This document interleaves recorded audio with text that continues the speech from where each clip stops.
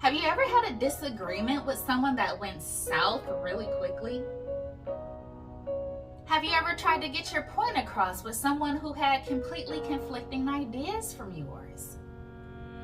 Have you ever tried to get someone to see your point of view, but they just wouldn't?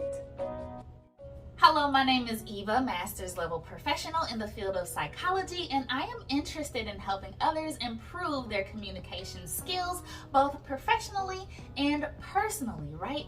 And a lot of times in life, we are going to meet people who we simply don't share the same point of view, and in these cases, we still want to avoid making enemies with these people, right? So I want people to get the understanding that you can have conflicting ideas with another person, but that doesn't necessarily mean you have to win the conversation or the topic, the discussion, right? Sometimes when we do this, we end up making enemies because both people really dig in, and you end up getting frustrated and mad at each other, right?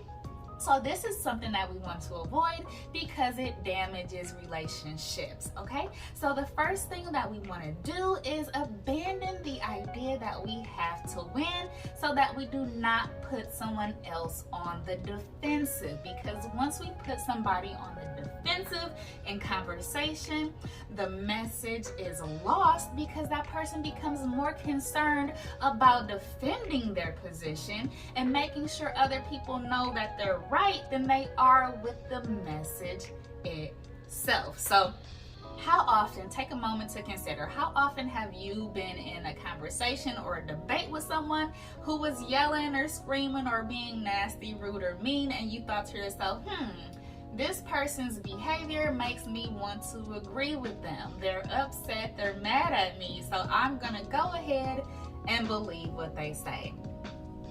No, this doesn't happen like ever. The more someone digs in, the more each party is unwilling to see the other one's point of view. So it just really doesn't work like that. There's a quote that goes, "A man who's convinced against his will remains of the same opinion still." So you cannot push, force, drag, or even beat somebody into your point of view. You have to persuade them into your point of view, which is actually our next tip. So make sure you subscribe so you can go and see that next video, okay? So don't put others on the defensive.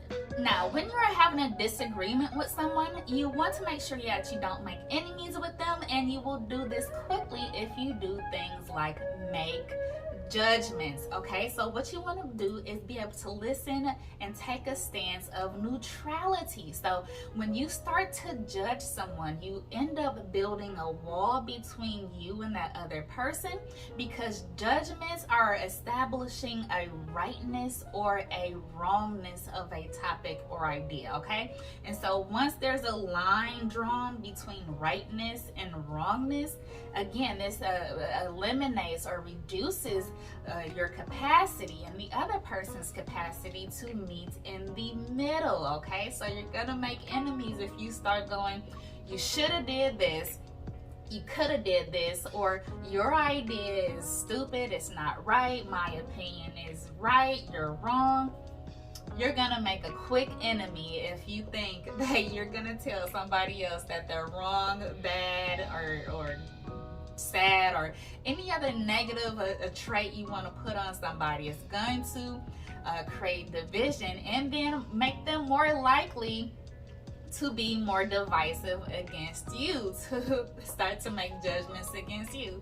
How often have you heard in conversation where you make a judgment of someone or give your opinion of someone and they say, well, what did you do? Or, well, remember that time you did this? Or remember that time you forgot that, okay? So the more you start to make judgments on other people, the more they start to make judgments on you. And who likes judgments? Nobody. So the remedy in this case, when you notice that the conversation might be going south, when you notice people are starting to make judgments or become defensive, what you want to do is disengage. Yes, it is okay to walk away from a disagreement. There is a correct way to do so. The incorrect way to do so is to throw everything in the air and say, I'm done with this. no, that is not the proper way to end a conversation if it's starting to go wrong. It's only going to make things worse and make both parties perhaps a little bit reluctant or unwilling to come back to the conversation and have meaningful dialogue thereafter. So when you want to abandon or break away or give some time in between a disagreement, what you want to do is acknowledge the fact that there is a disagreement and that you would like to move on and change the subject. So you could say something like, for example, I'm acknowledging the fact that we have come to an impasse and we are not at an agreement or we have conflicting viewpoints. Just state your observations about what's going on. The conversation does not appear to be going well. I would like to disengage. Perhaps we can come back to this conversation. Let's talk about something else, okay? I've said it before, rage does not listen to reason. So you're not gonna have to have that meaningful, good conversation with other people if one or both parties is too upset. So let me know in the comments what you think. Have you ever been in a conversation with someone and they've gotten defensive and refused to talk and shut down? And have you ever had successfully disengaged from an agreement and had everything work out for you well? Let me know in the comments below and try to employ this strategy in the event that you feel a conversation is becoming heated. I would love to know your thoughts, all right? Make sure you are subscribed so that you can get the next psychology tip of the day related to communication skills. Thank you. Bye-bye.